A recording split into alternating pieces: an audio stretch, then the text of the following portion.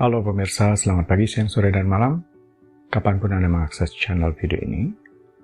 Saya Divi dari channel Sukses Autopilot, seorang intuitive advisor, analis energi, dan vibrasi. Membahas seputar Law of Attraction Indonesia melalui pendekatan metafisika dan hukum spiritual alam semesta. Dan untuk video Law of Attraction Indonesia ini terbagi menjadi beberapa bagian yang pemirsa bisa ikuti untuk mendapatkan gambaran atau materi yang utuh dan lengkap. Untuk itu link-link video yang terkait sudah saya pasang di deskripsi di bawah ini.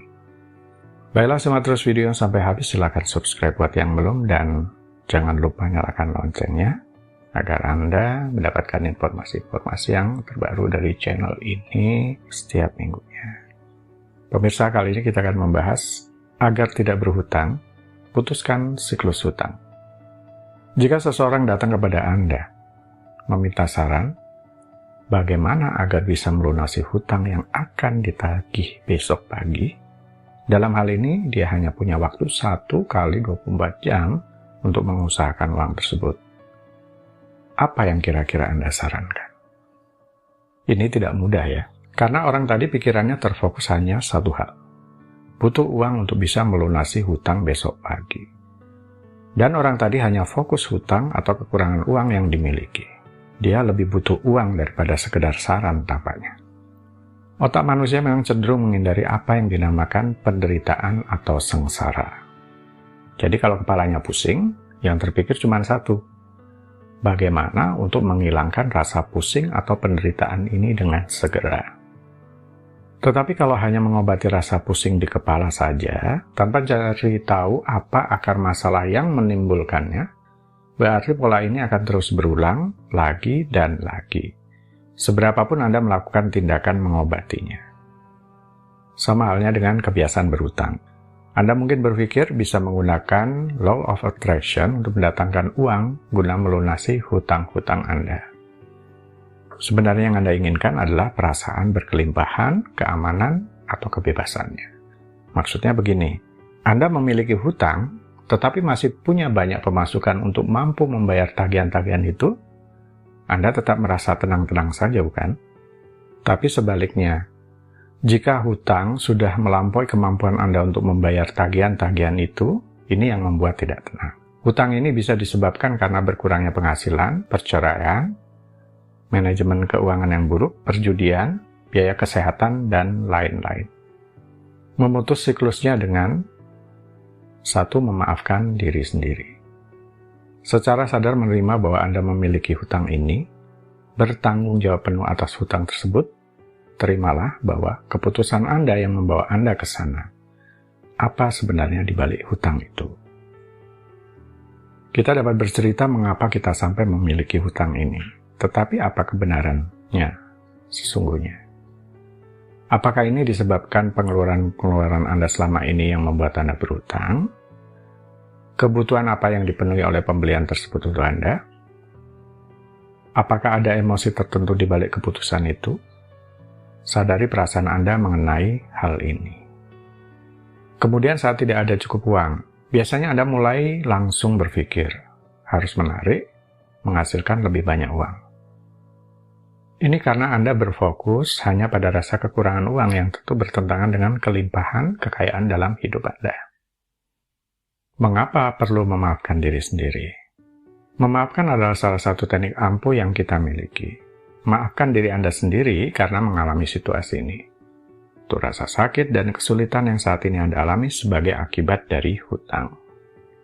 Memaafkan bukan tentang melupakan apa yang telah terjadi, tapi tentang mendapatkan kembali energi Anda, sehingga Anda dapat menjalani hidup dengan cara yang tidak lagi dipenuhi secara negatif dan dibatasi oleh masalah.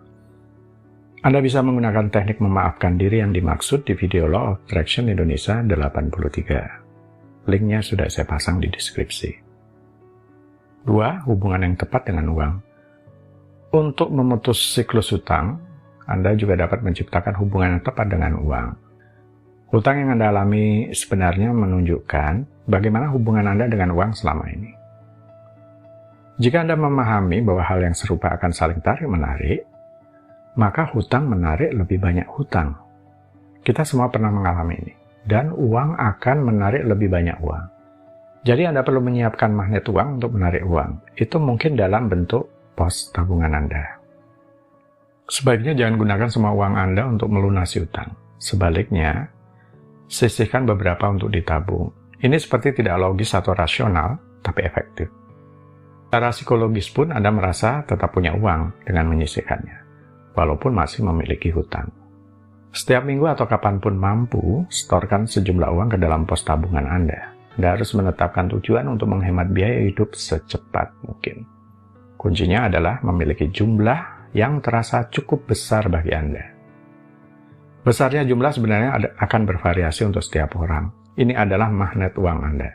Jika Anda tidak memiliki tabungan dan mengalokasikan semuanya untuk hutang, secara teknis dan finansial itu memang masuk akal, tapi itu kurang memperhitungkan prinsip hal yang serupa akan tarik-menarik tadi.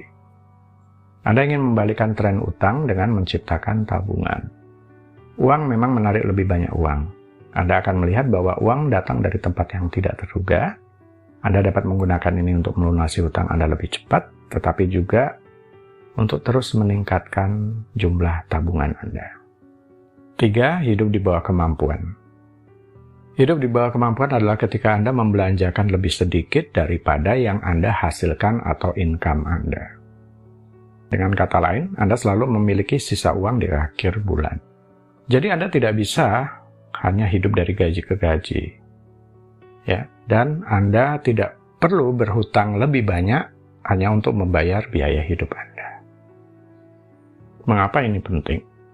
Uang yang dihabiskan tidak dapat digunakan untuk membangun kekayaan Anda. Begitu uang semuanya dikeluarkan, tidak ada lagi untuk berinvestasi, bahkan untuk membayar hutang. Camkan ini. Dengan menghabiskan semua uang, sama artinya dengan Anda memindahkan kekayaan Anda kepada orang lain. Anda harus bertanya pada diri sendiri, apakah membelanjakan uang ini lebih penting daripada tujuan keuangan jangka pendek dan jangka panjang yang ingin dicapai?